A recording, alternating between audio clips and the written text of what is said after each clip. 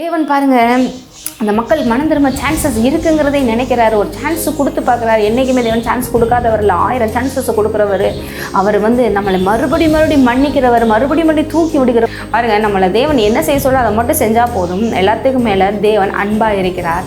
அந்த அன்பினாவே தான் நமக்குள்ளே இருக்குது. தேவன் மிருக ஜீவன்களுக்காக பரிதபிக்கிறாருங்க. நம்மெல்லாம் மனுஷங்க மிருகங்களை மதிக்கிறதே கிடையாது. தேவன் பாருங்கள், எல்லாம் நான் உருவாக்குனது, எல்லா கிரியேஷன்ஸும் என்னுடையது, அதை எதையும் மிஸ் பண்ண மாட்டேன்றார்.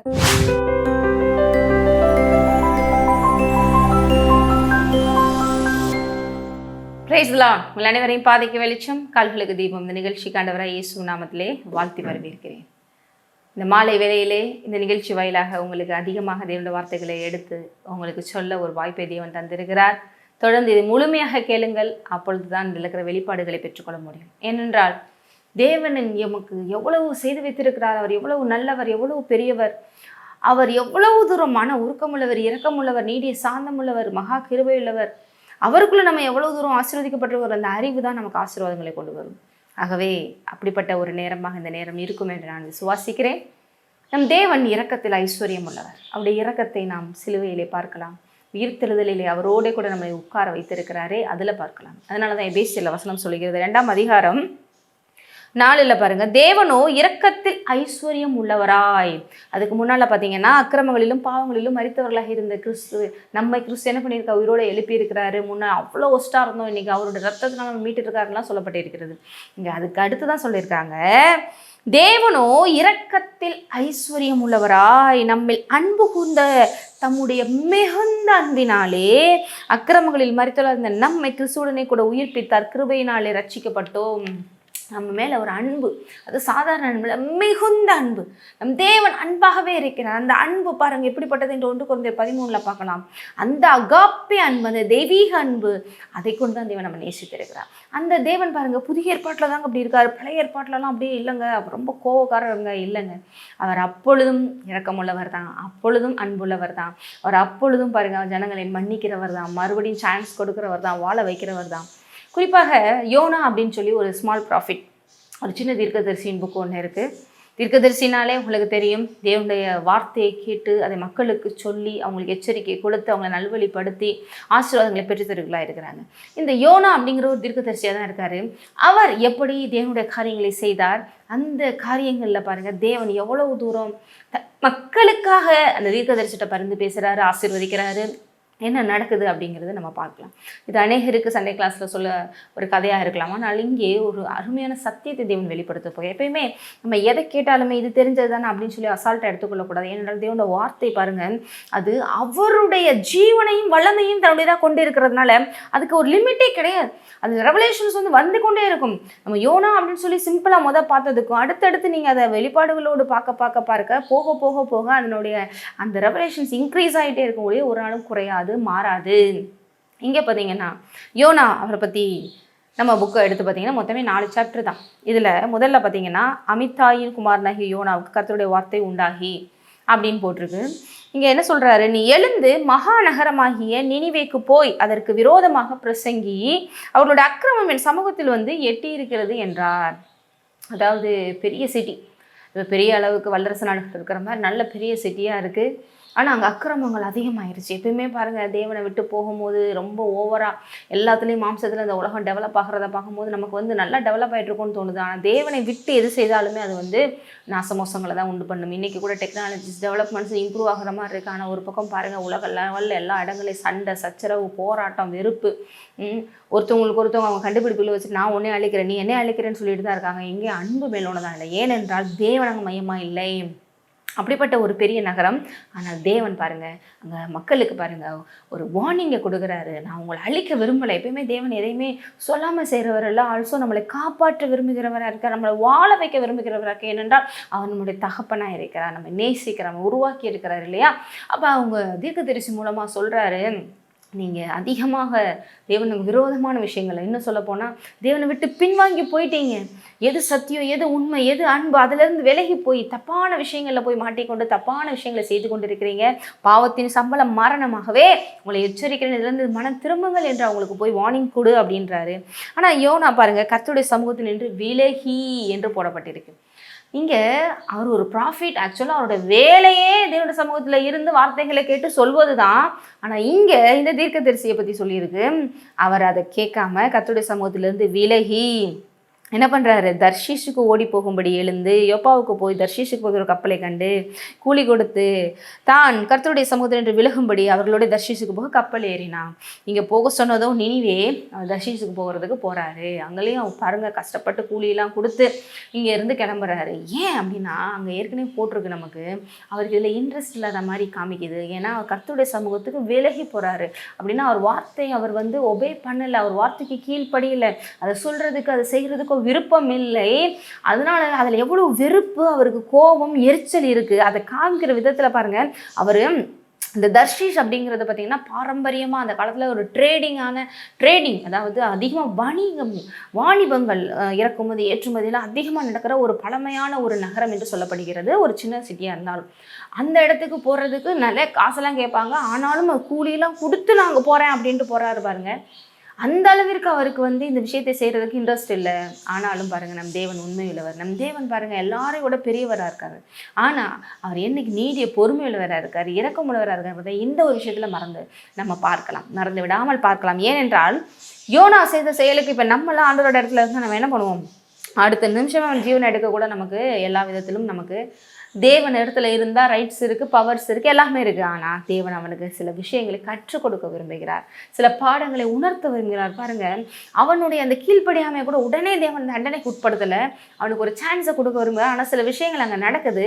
அவனுக்கு சில விஷயங்களை கொண்டு போய் அவர் சித்தத்தை நிறைவேற்றி மறுபடியும் அவனை ஆசீர்வதித்து வாழ வைக்க தான் விரும்புகிறார். அந்த தேவன் இன்றைக்கு உண்மையுள்ளவராக இருக்கிறார். யோனாவுக்கு அவளை இரக்கம் காட்டின தேவன் யோனாவையும் எல்லா விதத்திலும் மறுபடியும் காப்பாற்றி மறுபடியும் வாழ வைத்த தேவன் இன்று நம் தேவனாகவும் இருக்காங்கிறத மறந்துடாதீங்க. ஆல்சோ இந்த நினைவே பட்டணத்தில் இருக்கிற மக்களும் காப்பாற்றப்படுறாங்க. அதுதான் நம் தேவன். ஹல்லேலூயா. எப்பொழுதுமே எல்லாரையும் வாழ வைக்கிற தேவன் தான் நம் தேவன். ஹல்லேலூயா. இங்கே பாருங்க, கர்த்தர் சமுத்திரத்தின் மேல் பெருங்காற்றை வரவிட்டார். அதாவது பெருங்காற்று எத்தனையோ பேர் அழிச்சிருச்சு, கொன்றுச்சுன்னு இல்லைங்க. இங்கே சில விஷயங்களை லெசன்ஸ் அவங்களுக்கு டீச் பண்ண, அவங்களுக்கு சில விஷயங்களை கற்றுக் கொடுக்க. அப்போ எல்லா இடத்துலையும் ஒரே காற்று தான் அடித்தோடனே தொடர்ந்து அப்படி படிச்சுட்டு வந்தீங்கன்னா அவங்களுக்கே தெரியும், கப்பல் ஓவராக இப்படி கொந்தளிப்பில் திண்டாடுது.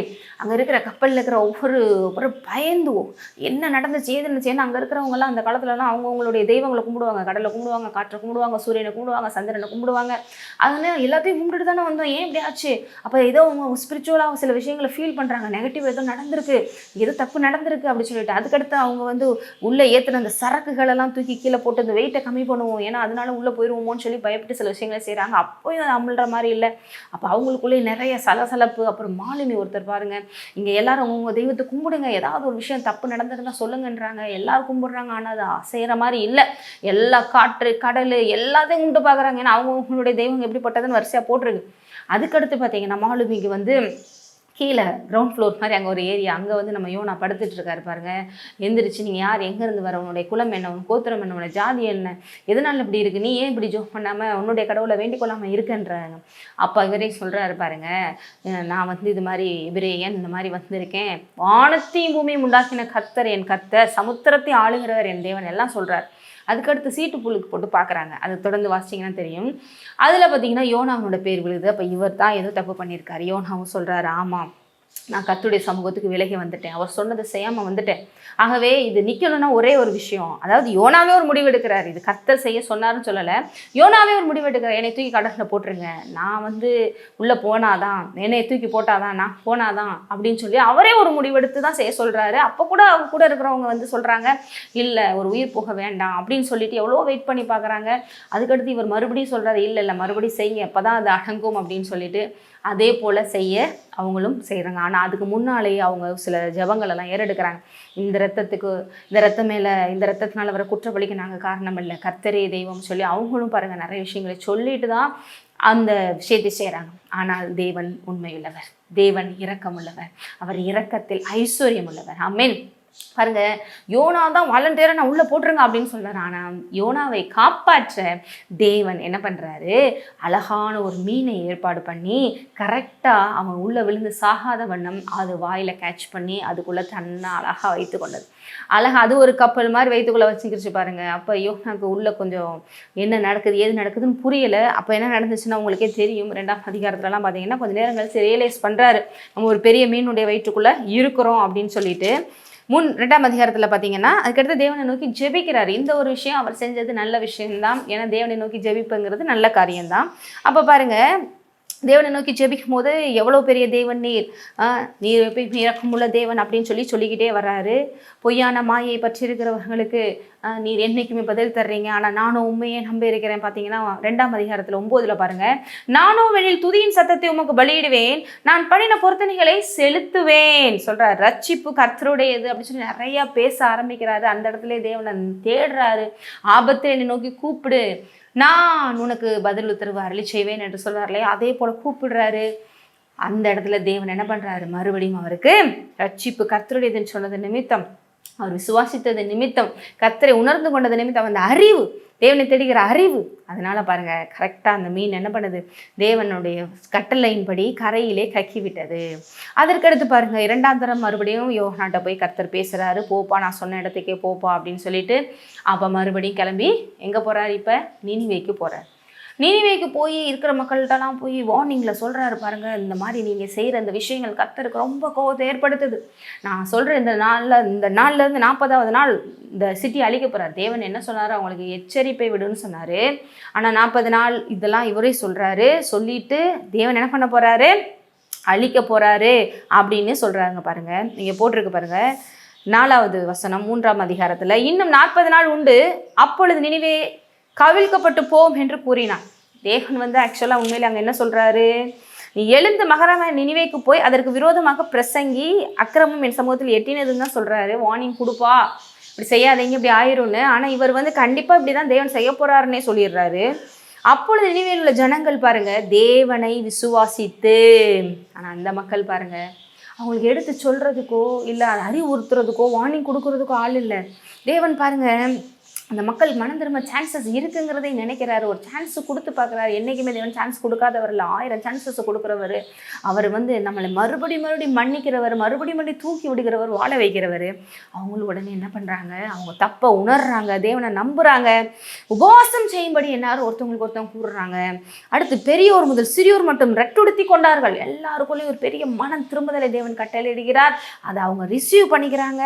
இந்த செய்தி நினிவேயின் ராஜாவுக்கும் போது பாருங்க, அவர் பாருங்க சிங்காசனத்தை விட்டு எழுந்து அவங்களுக்கே உணர்வு வந்துருச்சு, ஆமாம் நம்ம செய்கிறது எங்கேயோ போய் தப்பாக முடியுதுன்னு சொல்லி அவர் சிங்காசனத்துலேருந்து ராஜாவை கொண்டு எழுந்து தன் உடையிருந்த உடுப்பை கலற்றி போட்டு இரட்டை உடுத்தி கொண்டு சாம்பலிலே உட்கார்ந்தான். மேலும் என்ன செய்கிறார் பாருங்க, தானும் தன் பிரதானிகளும் நிர்ணயம் பண்ணின கட்டளையாக நினிவேயில் எங்கும் மனுஷரும் மிருகங்களும் ஆடுகளும் ஒன்றும் ருசி பார்க்காதிருக்கவும், மேயாமலும் தண்ணீர் குடியாமலும் இருக்கவும், மனுஷரும் மிருகங்களும் ரெட்டினால் மூடிக்கொண்டு தேவனை நோக்கி உரத்த சத்தமாய் கூப்பிடவும், அவரவர் தம் தம் பொல்லாத வழிகளையும் தம் தம் கையில் உள்ள கொடுமையும் விட்டு திரும்பவும் கடவர்கள். யாருக்கு தெரியும், நாம் அழிந்து போகாதபடிக்கு ஒருவேளை தேவன் மனசாகப்பட்டு தம்முடைய உக்கிர கோபத்தை விட்டு திரும்பினாலும் திரும்புவார் என்று கூற சொன்னார். கன்ஃபார்மாக தெரியாது, இருந்தாலும் நம்ம இப்படி செய்வோம் அப்படின்னு சொல்லி அவங்களுக்குள்ள ஒரு கமிட்மெண்ட் பண்ணி ராஜா கட்டளை இட்டு பாருங்கள், மனிதர்கள் மட்டும் இல்லை மிருக ஜீவன்கள் முதற்கொண்டு சாப்பிடாம தண்ணி குடிக்காம ரெட்டு உடுத்தி எல்லாரும் ஃபுல் ஃபோக்கஸ்டாக ஆண்டவரை நோக்கி திரும்புகிறாங்க. எவ்வளோ பெரிய மோசமான அந்த நகரம் இன்றைக்கு மொத்தமாக தேவனை நோக்கி திரும்புது. எவ்வளோ ஒரு அருமையான விஷயம் இல்லையா? ஆனால் இங்கே யோனாக்கு என்ன மாதிரி ஒரு மனதில் பாருங்கள், அவர்கள் தங்கள் பொல்லாத வீட்டை திரும்பினார் என்று தேவன் அவர்களுடைய கிரியைகளை பார்த்து தாம் அவர்களுக்கு செய்வேன் என்று சொல்லியிருந்த தீங்கை குறித்து மனஸ்தாபப்பட்டு அதை செய்யாதிருந்தார். அவருக்கு ஒரு சே இவங்களை அழிக்கணும்னு நினச்சோம், பரவாயில்ல எவ்வளோ தூரம் மனம் மாறிட்டாங்களே. தேவன் பாருங்கள் ஒரு சந்தோஷம், அதே நேரத்தில் அதற்காக அவர் மனஸ்தாபப்படுறாராம். இந்த ஜனங்கள் இவ்வளோ சீக்கிரமாக மாறுவாங்கன்னு நான் நினைக்கல அப்படின்னு சொல்லிட்டு. ஆனால் யோனாக்கு பாருங்கள் எப்படி ஒரு கேரக்டர்னு, மிகவும் விசனமாக இருந்தது 4ஆம் அதிகாரத்தில். அவருக்கு ரொம்ப கோபம், ரொம்ப எரிச்சல், ரொம்ப இரிட்டேஷனு. என்ன ஆண்டவரை நீங்கள் போய் சொல்ல சொன்னீங்க, நான் போய் சொன்னேன், அதே மாதிரி அழிச்சிட வேண்டாமா, சொன்ன மாதிரி செஞ்சிருவேன், அப்போ தானே நான் தீர்க்கதரிசி சொன்னது கரெக்டாக இருக்கும். நிறைய பேருக்கு அப்படிலாம் பாருங்கள், நம்மளை தேவன் என்ன செய்ய சொல்ல அதை மட்டும் செஞ்சால் போதும். எல்லாத்துக்கும் மேலே தேவன் அன்பாக இருக்கிறார். அந்த அன்பினாவே தான் நமக்குள்ளே இருக்குது. இங்கே யோனாக்கு பாருங்கள் இதுக்கு வெறிச்சல் விசனம். இங்கே கொஞ்ச நேரத்துக்கு முன்னாடி தான் யோனா கீழ்ப்படியாமல் போனான். அப்போ தேவன் என்ன பண்ணுறாரு, மீனை கட்டளையிட்டு அவனை பிடிக்க செய்து அவனை காப்பாற்றினார். அப்போ அவன் செய்த டிசோபீடியன்ஸ்க்கு கீழ்ப்படியாமைக்கு தேவன் மனம் இறங்கி அவன் பண்ண ஜெபத்தை கேட்டு அவங்களுக்கு விடுதலையை ரட்சிப்பை கொடுத்தார் யோனாக்கு. அது சரின்னா இந்த மக்களும் மனம் திரும்பினா அவங்களுக்கு கொடுக்குற சரிதானே? கொஞ்ச நேரத்துக்கு முன்னாடி நடந்த விஷயத்த நினச்சி பார்த்தா கூட அவனுக்கு புரிஞ்சிருக்கணும். ஆனால் அவனுக்கு புரியலை, அவனுக்கு பிடிக்கலை. உண்மையை சொன்ன போனால் கோபம், எரிச்சல், வெறுப்பு இதெல்லாம் பாருங்கள் நம்மளை வாழ்க்கையில் தேவன்கிட்ட வந்து பிரிக்கக்கூடிய ஒன்று. இது தேவன் ஆசீர்வாதங்களை நம்ம விட்டு எடுக்கக்கூடிய ஒன்று. பாருங்கள், இன்னைக்கு யோனா செஞ்ச விஷயம் இன்றைக்கி கூட நம்ம பேசுகிற அளவுக்கு அவனுடைய வாழ்க்கையில் அவ்வளோ ஒஸ்டான விஷயங்கள் நடந்திருக்கு. ஆகவே நம்ம இருதயத்தை எல்லா காலமும் காத்துக்கொள்ள வேண்டியது ரொம்ப முக்கியம். எல்லாத்துக்கும் மேலே அன்பே பெரியது. நிறைவானது வரும்போது குறைவானது ஓடி போகும். அவன் செஞ்ச அந்த தேவனுடைய அந்த டிசோபீடியன்ஸ், அதாவது தேவன் சொல்கிறாரு போய் இப்படி செய்யுன்னு சொல்லி இது அவருக்கே ஆப்போசிட்டாக அப்படியே போய், இத்தனைக்கும் டைரெக்டாக தேவன் பேசுகிறார் யோனா கூட, அவருக்கே கீழ்ப்படியாமல் போய் செஞ்சு. ஆனால் ஜெபம் பண்ணோனையும் தேவன் பாருங்கள், அதுக்கு முன்னாலே மீனை கரெக்டாக கட்டளையிட்டு அவனை பிடிக்க செஞ்சு அதுக்கடுத்து தான் அவர் ஜெபம் பண்ணுறாரு. அந்த தேவன் அவ்வளோ இரக்கமுள்ள தேவன். சரி, அப்படி இருந்தும் அவருக்கு மன்னிப்பை கொடுத்து அவரை வாழ வச்சார்னா இந்த மக்களுக்கு கொடுத்துருக்க கூடாதா? பட் மறுபடியும் சில விஷயங்கள் மூலமாக தேவன் அவனுக்கு உணர்த்த பார்க்குறேன். இங்கே என்ன நடக்குது பாருங்க, கடும் கோபம் கொண்டான். எவ்வளோ கோபம் வந்திருக்கு பாருங்க யோனாக்கு. அப்போ கர்த்தரை நோக்கி விண்ணப்பம் பண்ணி, கர்த்தாவே, நான் என் தேசத்தில் இருக்கும்போதே நான் இதை சொல்லவில்லையா? இது நிமித்தமே நான் முன்னமே தர்ஷீஷுக்கு ஓடி போனேன். நீர் இரக்கமும் மன உருக்கமும் நீர் சாந்தமும் மிகுந்த கிருபையும் உள்ளவரும் தீங்குக்கு மனசாப்படுகிறவருமான தேவன் என்று அறிவேன் சொல்றாரு. நீங்க எப்பயுமே இப்படிதான் ஆண்டவரே, அதனால தான் நான் ஆரம்பத்திலே செய்ய மாட்டேன்னு சொன்னேன் அப்படின்னு சொல்லிட்டு. பாருங்கள், எல்லா மனுஷர்களும் தப்பு பண்ணுறவங்க தான். எல்லாருக்கும் தேவன் இரக்கம் காட்டினா தான் நம்ம வாழ முடியும். நோபடி இஸ் பர்ஃபெக்ட்டுங்கிறது அவருக்கு தெரியல. அவருக்கு வந்து அவ்வளோ கோபம் அப்படின்னு சொல்லிட்டு அப்படியே கிளம்புறாரு. இங்கிலீஷில் சில இடங்களில் ஜஸ்ட் அவன் போயிட்டே இருந்துட்டான். அதை சொல்லிட்டு எவ்வளோ தூரம் பாருங்கள், அவனுக்கு கோபம், எரிச்சல், கொஞ்சம் கூட மரியாதை இல்லை, ஒரு ஒபீடியன்ஸ் இல்லை. ஆனாலும் பாருங்கள், அவன் லெவலுக்கு இறங்கி தேவன் சில விஷயங்களை அந்த யோனாக்கு பாருங்கள் அவருக்கு என்ன பண்ணுறாரு, உணர்த்த ட்ரை பண்ணுறாரு, உணர்த்துறாருன்னே சொல்லலாம். ஏன்னா அந்த இடத்துல பார்த்தீங்கன்னா, கர்த்தாவே என் பிராணனை என்னை விட்டு எடுத்துக்கொள்ளும். எவ்வளோ டென்ஷன்னா, பேசாம இதுக்கு ஒன்று அவங்கள கொள்ளுங்க, இல்லைன்னா என்னைய கொள்ளுங்க, எதுக்கு இப்படி அப்படிங்கிற அளவுக்கு டென்ஷன். அப்போ தேவன் பாருங்க பொறுமையாக கேட்குறார். நான் உயிரோடு இருக்கிறதை பார்க்கலும் சாகிறது நலமாக இருக்கும் என்றான். அதற்கு கர்த்தர், நீ எரிச்சலாக இருக்கிறது நல்லதோ என்றார். இவனா எதுக்குப்பா இவ்வளோ கோவம், எதுக்கு இவ்வளோ எரிச்சல்? ஆபேலை கொண்டுட்டு காயின்ட்ட வந்து பேசிகிட்டு இருக்கும்போது காயின் கூட இப்படி தான் எரிச்சல் படுவான். அப்படி இப்படின்னு பேசுவான். அங்கிட்டு கூட பாருங்கள் எவ்வளோ அருமையாக பொறுமையாக நீடிய பொறுமையோட தேவன் எவ்வளோ பெரியவர், அவருடைய அந்தஸ்து என்ன, அவருடைய மேன்மை என்ன. ஆனால் பிள்ளைகளாகிய நமக்காக அப்பாவாக இருக்கிறதுனால அந்த அன்பு பாருங்கள் தன்னை தாழ்த்துது. அந்த தாழ்ச்சி தான் பாருங்கள் நமக்குள்ளே இருக்கணும். அந்த அன்பு தான் எல்லாத்துக்கும் மேலே பெரியது. தேவன் எப்படிப்பட்டவரா, அந்த அன்புள்ளவரா, இரக்கமுள்ளவரா, மனதுருக்கமுள்ளவரா, நீடிய சாந்தமுள்ளவரா, தயவுள்ளவராக இருக்கிறா, அதே போல் நாம் இருக்கணும். அதை தான் இதற்கு பார்க்குறோம். நம் தேவன் எனக்கு வாழ வைக்கிற தெய்வம், ஒரு கிருபையுள்ள தேவன். அப்போ இந்த யோனாவை பாருங்கள் கூப்பிட்டு வச்சு பேசுகிறாரு. அப்போ ஏன்பா இப்படி இருக்கிற, எரிச்சல் அடைகிறது நல்லதான்றாரு.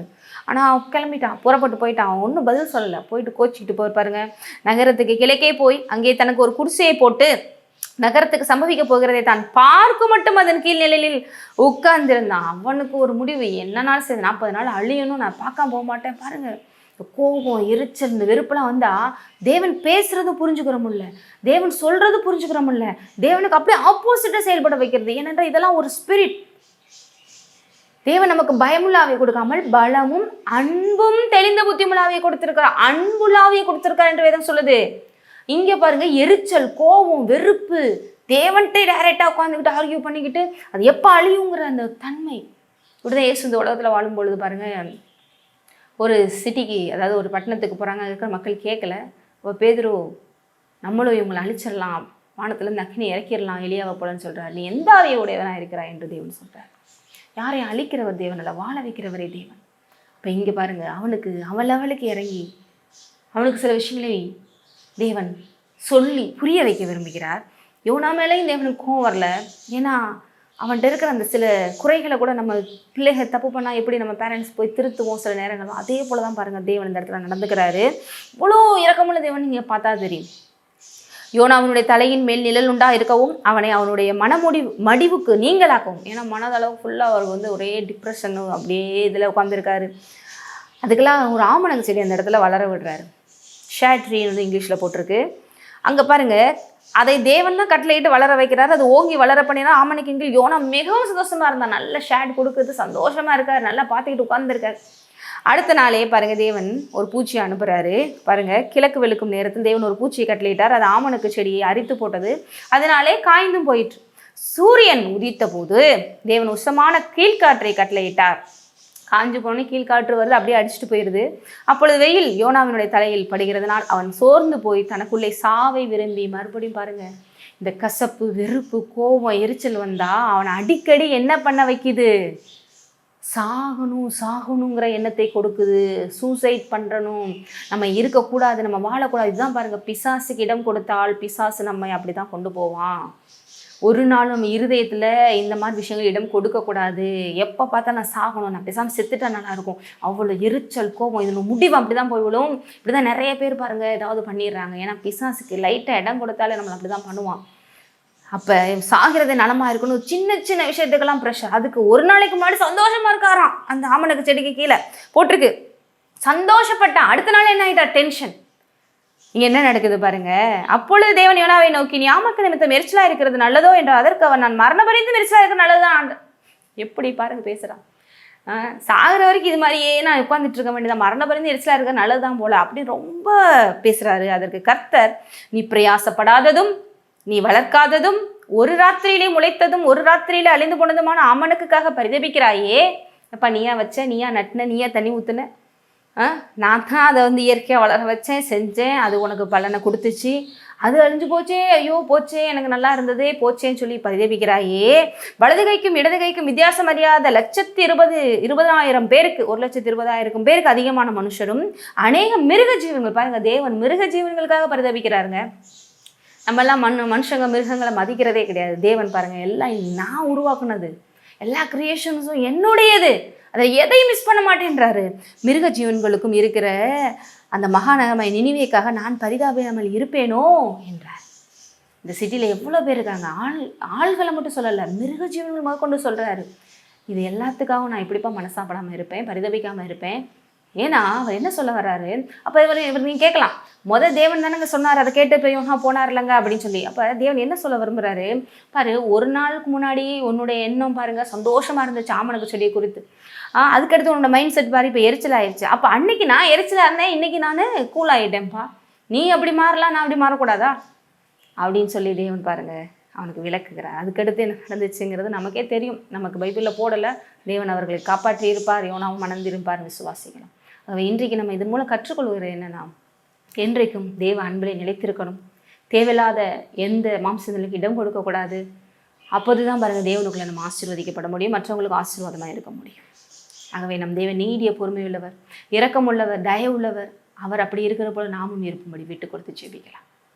சோதரம் தகப்பனே, இந்த அருமையான நேரத்திலேயப்பா என்னோடு இணைந்து இந்த வார்த்தையை கேட்ட ஒவ்வொருவரையும் ஆசீர்வதிக்கிறேன்.